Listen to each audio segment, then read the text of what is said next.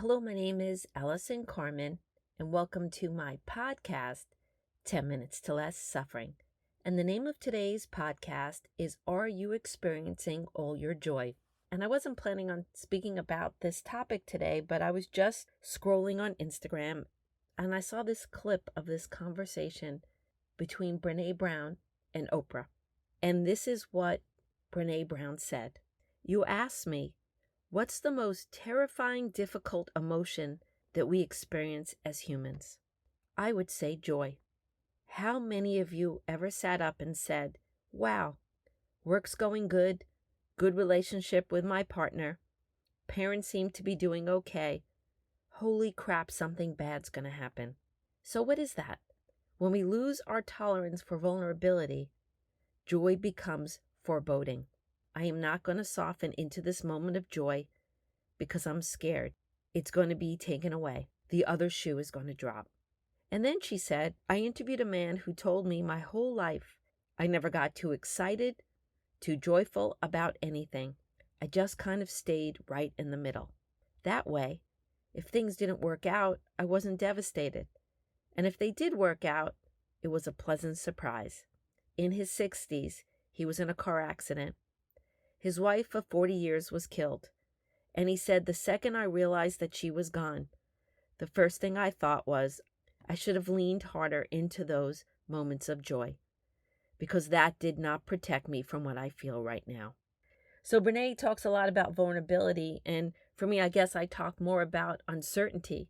But if you go beneath both those things, this fear we're not going to be okay doesn't fully allow us to experience our life and experience our joy.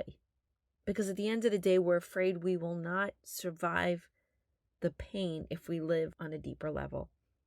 And I know I talk about my husband leaving me quite often, but I think before he left me, I think that there were limits to the amount of joy or pain I was willing to feel to live my best life.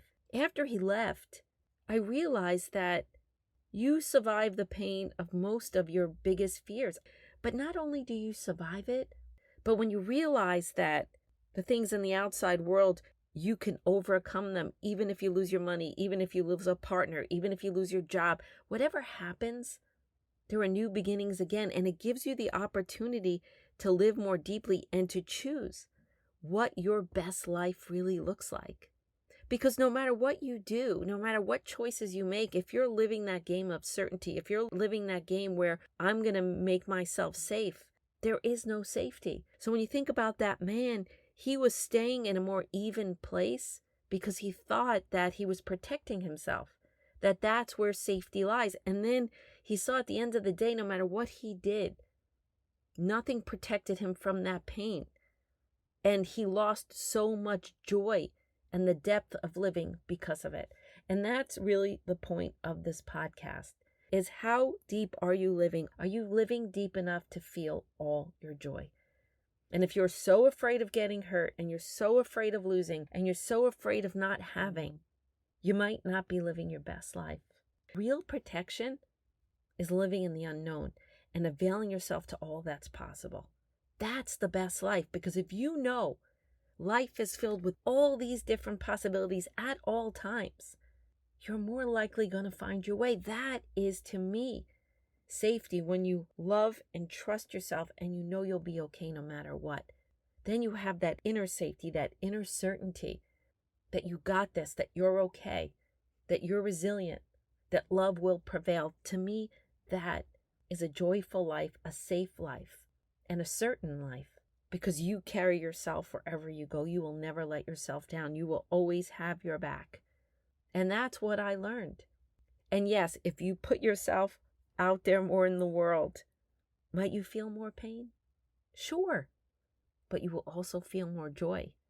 And if you know that you can survive it, then what are you waiting for? And it's not that we should be reckless and go out and do things we know that are going to hurt us. We could still be wise and smart with our choices. It's not like we're going to get involved in a relationship where we know up front we can't trust somebody. But if we meet the right person, we will be vulnerable enough to open our heart, even knowing that it could break one day, but to feel that joy and to feel that depth and to feel the beauty of what it means to be alive. That is the meaning of life. Why pass that up? And if you send your resume out to places and it's a stretch and you might have all these interviews and you don't get the job, at least you're on the playing field, and I promise you one day you will find your way.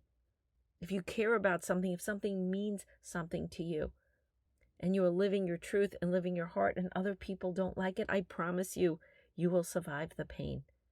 But you will start to feel this depth of joy within you that you're expressing yourself and your passions. There is nothing like that. As hurt and devastated as I was when he left, I live deeper today. I take more risks. I feel more. And does it knock me off my feet sometimes? Of course it does. But there's nothing like that deep connection between people and that deep joy and that sense of really living the life that you want to live. And it comes with risk. It comes with chances. It comes with vulnerability. And it comes with a good relationship with uncertainty. The only certainty you have in life is how you see yourself. Again, your certainty is you trust you will be okay no matter what, that you will survive the pain. You trust that what your heart tells you, what your passions are, what the purpose of your life is, what gives you meaning is real. What you seek is seeking you. You just haven't found it yet. But your heart will never lead you astray. You will survive the disappointment. You will survive the discomfort. You will survive the heartbreak. Because there is always a new beginning. As I talked about in my podcast last week, when the cup empties, when the thing you love leaves, when something passes, that emptiness allows us to experience ourselves, and it's the flow and nature of life.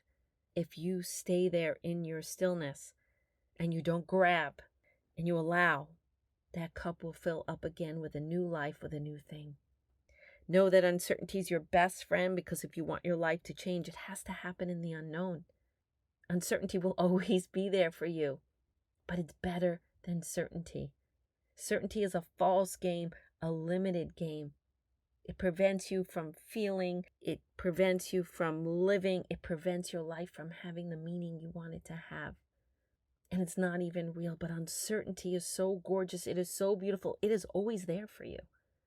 And it will always remind you that beyond this moment, it is an open field for you to keep growing and keep changing. And if your heart is broken, it is there for you to help you heal, to give you new life experiences, new hope, new medical discoveries to heal, new people to meet, new jobs, new education, new everything. And I hope that embracing the unknown and believing in yourself and believing in your passions and believing in your dreams become as natural to you as breath itself.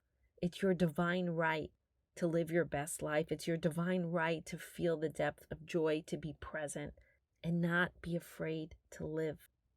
Not to fear what is and not to fear tomorrow.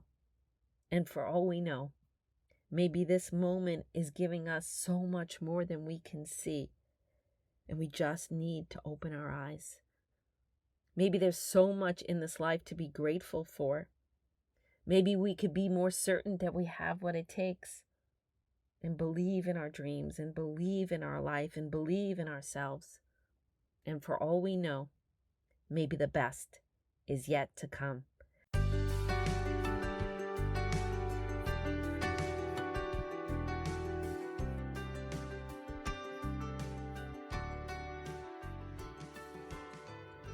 Thank you for listening to this podcast today. If you'd like to get in touch with me, you could email me at allison@allisoncarmen.com. If you'd like to buy my books, The Gift of Maybe or A Year Without Men, they're available at all major bookstores and online retailers. And if you'd like to listen to my new audiobook for The Gift of Maybe, it's available on all major audio platforms. And if you like this podcast, I hope you subscribe and leave a comment.